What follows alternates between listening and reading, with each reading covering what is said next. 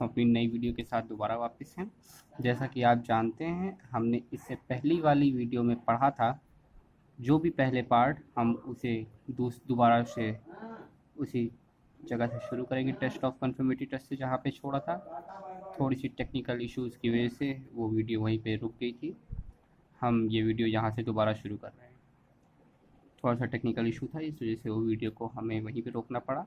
बाकी हम यहाँ से शुरू करते हैं। जैसा कि हम जानते हैं, हमने Na2CO3 प्लस HCl को मिलाते ही, जैसे ही हमने सोडियम कार्बोनेट से HCl को मिलाया, ये एक मेटल कार्बोनेट है और ये हाइड्रोक्लोरिक एसिड है, तो ये हमें सॉल्ट देता है NaCl, जो कि कॉमन सॉल्ट है, और हमें पानी के साथ CO2 मिलती है। बट अभी हमें नहीं पता कि ये CO2 है, इसलिए हमें कन्फर्मेटरी टेस्ट करना है कि क्या ये CO2 है कि नहीं है। तो इसलिए हम इसमें लाइम वाटर मिलाते हैं। लाइम वाटर मार्केट में मिलाया आता है, जो Ca और H2O से बनता है। जैसा मैंने आपको पहले ही वीडियो में बताया था कि एप्रेटिस का ऐसा होता है, हम उससे CO2 पास कराते हैं, गैस यहाँ से आती पास होती। जैसे ही लाइम वाटर में CO2 पास होती है, ये CaCO3 का मिल्की सस्पेंशन बना लेता है। मिल्की कलर, दूध के कलर का सस्पेंशन बन जाता है। और जैसे ही इस दूध के कलर के सस्पेंशन में कार्बन डाइऑक्साइड ज़्यादा देर तक, मतलब ये एक्सेस में जब मिलाई जाती है, जब इसे हम एक्सेस में मिलाते हैं, तो ये CaHCO3 का होल ट्वाइस, इसे कहते हैं calcium hydrogen carbonate. Calcium hydrogen carbonate ये हमारा सॉल्युबल होता है, ये हमारा बन जाता है। तो मिल्की कलर जो सस्पेंशन होता है वो गायब हो जाता है। मतलब हमारा कार्बन डाइऑक्साइड अगर लाइम वाटर से पास कराते हैं तो वो हमें मिल्की कलर देता है, और जैसे ही हम CaCO3 में CO2 को एक्सेस टाइम के लिए पास कराते हैं, वो हमें CaHCO3 देता है, जो कि सॉल्युबल होता है वाटर में, जिसका कलर जो लाइम वाटर कलर होता है, CaCO3 का मिल्की सस्पेंशन कलर होता है, वो चला जाता है। आगे बात करते हैं अपने तीसरी प्रॉपर्टी पे, new reaction with base. Acid की बेस से रिएक्शन, मैंने आपको पहले ही बताया था। एसिड और बेस की रिएक्शन करा के वहाँ पे मैंने आपको न्यूट्रलाइजेशन रिएक्शन के बारे में बताया था कि वो रिएक्शन जो हमें सॉल्ट वाटर देती है, जब एसिड और बेस रिएक्ट करते हैं हमें सॉल्ट और वाटर मिलता है, उस रिएक्शन को हम न्यूट्रलाइजेशन रिएक्शन कहते हैं। ये बहुत ही जल्दी फ्रिक्वेंटली पूछे जाने वाला सवाल है। ये ज़्यादातर 1 कोई नंबर और या फिर 2 नंबर के क्वेश्चन में पूछा जाता है विद एग्जाम्पल। जैसे कि एग्जाम्पल है इसका HCl plus NaOH। NaOH is a base and HCl is acid, as we know. It will give us NaCl, which is common salt, and we will get water. So this is a type of neutralization reaction. Now we will further move on our fourth reaction. Fourth reaction है हमारी reaction with metal oxide. Metal oxide से क्या reaction होती है? Metal oxide जो होते हैं वो MO2 या फिर कुछ भी हो सकते हैं, मतलब अलग अलग प्रकार के होते हैं। जैसे कि हमारा MnO हो गया, FeO3 हो गया, Fe2O3 हो गया, फेरिक ऑक्साइड हो गया, Al2O3 हो गया, एल्युमिनियम ऑक्साइड हो गया। इसी तरह अलग अलग ऑक्साइड्स होते हैं। वो जब एसिड से मिलते हैं तो वो सॉल्ट और वाटर देते हैं। अब आपको दिख रहा होगा हमारा प्रोडक्ट जो है वो सॉल्ट और वाटर है, और हमारा रिएक्टेंट मेटेलिक ऑक्साइड और एसिड है। ऐसा ही रिएक्ट प्रोडक्ट हमारा ऊपर भी आया था, जिसमें ये सॉल्ट और वाटर है और ये एसिड और बेस है। मतलब यहाँ पर हमारा एसिड है, यहाँ हमारा एसिड है। तो मेटेलिक ऑक्साइड का नेचर यहाँ कैसा शो हो रहा है? Basic nature. That is the reason behind metallic oxide and acid gives us salt and water, because metallic oxides are basic in nature. Metallic oxide shows basic nature, तो इसीलिए वो neutralisation reaction हमें show करते हैं, क्योंकि वो basic होते हैं, इसलिए वो एसिड से मिलके सॉल्ट और वाटर शो करते हैं। अब हम कुछ इंपॉर्टेंट एसिड्स के नाम जान लेते हैं। सबसे इम्पॉर्टेंट हाइड्रोक्लोरिक एसिड और H2SO4, यही दो बहुत यूज़ होते हैं, जिसमें से H2SO4 को किंग ऑफ केमिकल कहा जाता है। ये बहुत सी चीज़ों में यूज़ होता है। आप इनके डाइल्यूट और कंसनट्रेटेड ये आपको लैब में मिलेंगे। HNO3, this is also used in labs. This is also very strong acid. Now we move on acetic acid, formic acid, carbonic acid and phosphoric acid. These three acids are acetic acid, formic acid and carbonic acid. ये तीनों organic acid हैं, ये हमारे organic acid हैं। ये उतने hard नहीं होते, फिर भी इन्हें हैंडल से केयर करना चाहिए, इनहेल नहीं करना चाहिए, ड्रिंक नहीं करना चाहिए, टेस्ट नहीं करना चाहिए, क्योंकि ये हमारे लिए कंसंट्रेटेड फॉर्म में हानिकारक हो सकते हैं। चलिए हम आगे बढ़ते हुए हम बात करते हैं कि एसिड्स के बारे में और अच्छे से जानते हैं।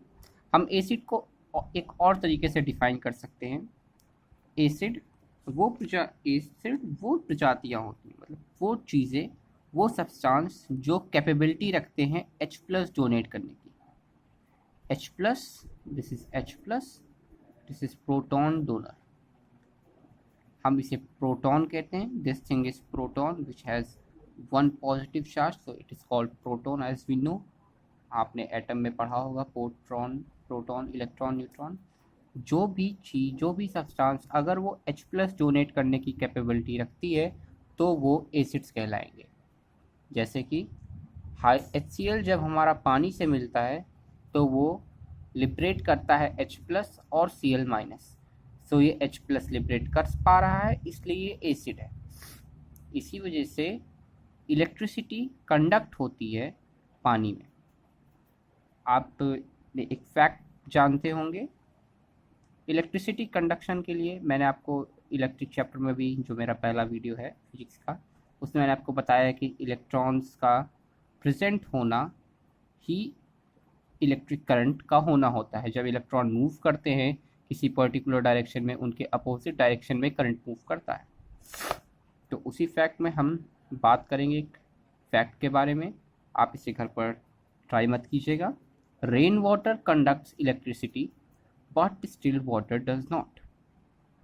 कभी कभार आपने देखा होगा कि आप सिंपल पानी अपने इन्वर्टर्स में नहीं डालते हैं, उनके लिए एक अलग से वाटर आता है, वो वाटर इलेक्ट्रिसिटी कंडक्टर के लिए ही होता है, क्योंकि अगर उसमें एसिड नहीं होगा या सॉल्ट नहीं होगा तो वो कंडक्शन नहीं कर पाएंगे। इसका मेन रीज़न होता है कि जैसे ही एसिड, बेस या सॉल्ट पानी में मिलते हैं वो अपने कॉन्स्टिट्यूएंट्स में टूट जाते हैं। जैसे NaCl है, ये हम जैसे इसको पानी में मिलाएंगे ये Na+ और Cl- में टूट जाएगा। जब ये Na+ और Cl- में टूट गया है तो ये Cl- एक इलेक्ट्रॉन का जैसा वर्क करके इलेक्ट्रिसिटी को कंडक्ट कराने का काम करता है। इसीलिए ह्यूमन बॉडी बहुत ही अच्छी कंडक्टर है, क्योंकि उसमें सॉल्ट्स बहुत अच्छे प्रेजेंट हैं। हमारी बॉडी में सॉल्ट हैं, एसिड्स भी हैं, बेसिस भी हैं, इसीलिए होता है। अब रेन वाटर क्यों कंडक्ट करता है, डिस्टिल वाटर क्यों नहीं कंडक्ट करता? डिस्टिल वाटर हमारा H2O होता है जिसमें कोई सॉल्ट नहीं होता, इसलिए वो इलेक्ट्रिसिटी नहीं कंडक्ट कर पाता है। बट रेन वाटर में आप जानते हैं, जैसे कि रेन होती है तो आजकल आप सभी जानते हैं एसिड रेन हो रही है, इतना पोल्यूशन हो गया है। पोल्यूशन में सल्फर प्रेजेंट होता है, कार्बन प्रेजेंट होता है, नाइट्रेट प्रेजेंट होता है, सल्फेट प्रेजेंट होता है। तो ये सब कंबाइन होके वाटर के साथ H2SO4, HCl, HNO3 एक्सेट्रा जैसे ऐसे एसिड्स बना लेते हैं, जो कि जब वो पानी में आते हैं तो ये टूट के हमें 2H+ और SO4-, H+ Cl-, H+ NO3-, ऐसे हमें ये आयंस दे लेते हैं, जिसकी वजह से इलेक्ट्रिसिटी कंडक्ट हो पाती है वाटर में। अब एक बहुत ही इम्पॉर्टेंट क्वेश्चन है, जो बहुत ही फेमस क्वेश्चन है। जो हमारी HCl गैस होती है वो एसिडिक नहीं होती है, लेकिन जो HCl एक्वस होता है वो नेचर में एसिडिक होता है। ऐसा कैसे? क्योंकि जब वो HCl गैस होती है तो उसके पास कोई फ्री आयन नहीं होता है। H+, ये मैंने आपको हिंट दिया है, आप इसका सोल्यूशन अपने आप से घर पे करेंगे, और अगर आपको सोल्यूशन नहीं आता है तो आप कमेंट में सोल्यूशन पोस्ट करेंगे और फिर मैं सही सोल्यूशन अपना डाल दूंगा। अब हम बात करते हैं H plus does not exist. जैसे हम प्रोटॉन की बात कर रहे थे ऊपर कि हमारा प्रोटॉन डोनर जो होता है वो एसिड होता है, इसी तरह हम बात करते हैं कि जो प्रोटॉन होता है वो पानी में अकेले नहीं रह सकता, वो फ्रीली एग्जिस्ट नहीं करता है वाटर में, बल्कि वो H3O प्लस के फॉर्म में एग्जिस्ट करता है, H3O प्लस के फॉर्म में। इसीलिए पानी इलेक्ट्रिसिटी कंडक्ट कर पाता है। ये भी एक बहुत इंपॉर्टेंट रिएक्शन है, इस रिएक्शन को आप याद रखिएगा, इस रिएक्शन से क्वेश्चन बनते हैं। तो अब हम आगे बढ़ते हैं दूसरे पेज के लिए। अब हम एसिड्स के यूजेस के बारे में पढ़ते हैं। जैसे कि मैंने आपको पहले ही बताया था, सल्फ्यूरिक एसिड को हम किंग ऑफ केमिकल्स कहते हैं। ये बहुत सी चीज़ों में यूज़ होता है। ये फर्टिलाइज़र्स बनाने में यूज़ होता है, पेट्रोलियम रिफाइनिंग में यूज़ होता है, पेंट में यूज़ होता है, एक्सप्लोसिव सच एज TNT बनाने में भी यूज़ होता है। नाइट्रिक एसिड भी TNT में यूज़ होता है, डाइज में यूज़ होता है, प्लास्टिक्स में यूज़ होता है, टेक्सटाइल्स में यूज़ होता है, फूड्स में यूज़ होता है, HCl लेदर में यूज़ होता है और डाइज में यूज़ होता है। तो अलग अलग एसिड्स के अपने अलग अलग यूजेस हैं। ये सारे एसिड्स हम लैब में रिएक्शन के लिए भी यूज़ करते हैं, तो इनके अलग अलग यूजेस हैं। अब हम ब्रीफली बात करेंगे, एक्सप्लेन करेंगे थ्योरी बेसिस के बारे में कि बेसिस क्या होते हैं। बेसिस मैंने आपको पहले लेक्चर में बताया था कि बेसिस वो होते हैं जिनका टेस्ट बिटर होता है, जो कड़वे स्वाद के होते हैं। बेसिस की एक और प्रॉपर्टी है कि वो स्लिपरी होते हैं, सोपी होते हैं, जैसे कि सोप हमारा स्लिपरी होता है। वो लिटमस पेपर को ब्लू कलर में टर्न कर देते हैं। फिनोप्थिलीन को पिंक कलर देते हैं। वो भी कोरोसिव इन नेचर होते हैं, इसलिए वो भी ग्लास में रखे जाते हैं। वो भी इलेक्ट्रिसिटी कंडक्ट करते हैं, क्योंकि वो भी पानी पे मिलने पे Na+ और OH- में लिबरेट हो जाते हैं। वो OH- में लिबरेट होते हैं। तो आगे इसकी, जैसा कि आपने एसिड में डेफिनेशन पढ़ा कि एसिड वो होते हैं जो H+ डोनर होते हैं, तो हम ऐसा पढ़ सकते हैं कि बेस OH- डोनर होते हैं। Acid with reaction with acid, base की एसिड से रिएक्शन होती है तो वो न्यूट्रलाइजेशन रिएक्शन ही होती है। जैसे हमने पहले पढ़ा था कि वो हमें सॉल्ट और वाटर ही देगा, क्योंकि रिएक्शन सेम है। जब रिएक्शन मेटल के साथ होती है तो भी वो सेम एसिड्स की तरह होती है। रीज़न इसका ये है कि जो मेटल होता है वो इस Na को रिड्यूस करके, हटा के वहाँ पे हाइड्रोजन गैस लिबरेट करता है। ऐसा होता है कि जो मेटल यहाँ यूज़ हुआ है वो इससे ज़्यादा वो इससे पावरफुल होगा, इसलिए वो इसे डिप्लेस करके हटा देता है। जैसे हम यहाँ बात करते हैं, हमारा NaOH है, एल्युमिनियम है, और ये हमारा वाटर है। इसने हमारा सोडियम एल्यूमिनेट बनाया है और सोडियम एल्युमिनियम ऑक्साइड बनाया हुआ है, और ये 3H2 हमारा हाइड्रोजन गैस लिबरेट कर दिया है। तो रिएक्शन जब होती है मेटल्स के साथ बेस की, तो वो हमें हाइड्रोजन गैस दे के सॉल्ट देते हैं। जैसा कि हमने एसिड में पढ़ा था, हमारी रिएक्शन जब एसिड्स के मेटल के साथ होती है तब भी वो हमें सॉल्ट देते हैं और वाटर देते हैं। तो ये प्रॉपर्टी आप सेम याद करिए सबके लिए। एसिड्स के लिए भी ये प्रॉपर्टी सेम है, बेस के लिए भी ये प्रॉपर्टी सेम है। ऊपर वाली प्रॉपर्टी न्यूट्रलाइजेशन रिएक्शन की प्रॉपर्टी भी एसिड के लिए सेम है, बेस के लिए सेम है। अब हम बात करते हैं reaction with non metal oxide. Non metal oxide की जो रिएक्शन होती है वो भी न्यूट्रलाइजेशन रिएक्शन होती है। इसका रीज़न क्या होता है?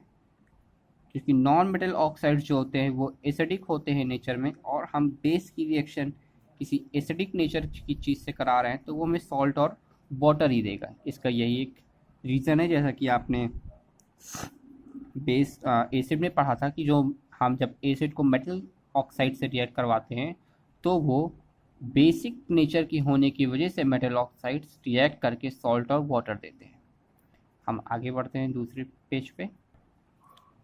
अब हम बात करते हैं, जैसे मैंने आपको इससे पहले वाले पेज पे बताया था, base which gives OH- ion in solution. तो ये हमारा बेस होता है। अब हम बात करते हैं एल्कलाइज और बेस के बारे में। आपने वर्ड सुना होगा कि एल्कलीज और बेसिस में वर्ड सुने होंगे। अब हम बात करते हैं एल्कलीज और बेसिस में डिफरेंस क्या है। एल्कलीज जो होते हैं वो बेस होते हैं जो पानी में डिसॉल्वेबल होते हैं। मान लीजिए हमने एक ये बेस लिया है और हमने एक दूसरा बेस लिया जिसे हम बी से डोनेट करते हैं, जिसे ए से। और जैसे ही हम दोनों बेसेस को वाटर में डाल दें, अगर कोई बेस, मान लीजिए ये बेस डिसॉल्व हो गया है वाटर में, तो ये हमारा एल्कली होगा। सो इससे हमें क्या पता चलता है कि जो एल्कलीज होते हैं वो बेसेस होते हैं जो कि पानी में डिसॉल्व हो जाते हैं। तो इससे हम एक कंक्लूजन निकाल सकते हैं, इससे हम ये कंक्लूजन निकाल सकते हैं कि जो सारे एल्कलीज होते हैं वो बेसेस होते हैं, बट सारे बेसेस एल्कली नहीं होते। तो ये हमारा कंक्लूजन है, ये कंक्लूजन यूज़ भी होता है। हमारे जितने एल्कलीज होते हैं वो बेसेस होते हैं, बट सारे बेसेस एल्कलीज नहीं होते। अब हम बात करते हैं reaction with acid and base. हम ये पहले भी पढ़ चुके हैं कि ये न्यूट्रलाइजेशन रिएक्शन होती है। HCl NaOH आप एग्जांपल भी देख सकते हैं। न्यूट्रलाइजेशन रिएक्शन को हम H+ और OH- आयन के बीच के रिएक्शन भी कह सकते हैं। अब हम कुछ कॉमन बेसिस के नाम देख लेते हैं। Sodium hydroxide NaOH, KOH potassium hydroxide, COH calcium hydroxide, MgH whole twice magnesium hydroxide, NH4OH ammonium hydroxide. ये आप याद कर लीजिएगा, ये पॉइंट रिमेंबरिंग के लिए है, इसलिए हम इस पर स्टार बना दे रहे हैं। इन चीज़ों को रिमेंबर करना ज़रूरी है। डायरेक्ट कभी कभार आपके पेपर्स में क्वेश्चन पूछ लिया जाता है कि आइडेंटिफाई दिस सब्सटेंस। अब हम दूसरे पेज पर बढ़ते हैं। Strong acid and base oblique weak acids and base.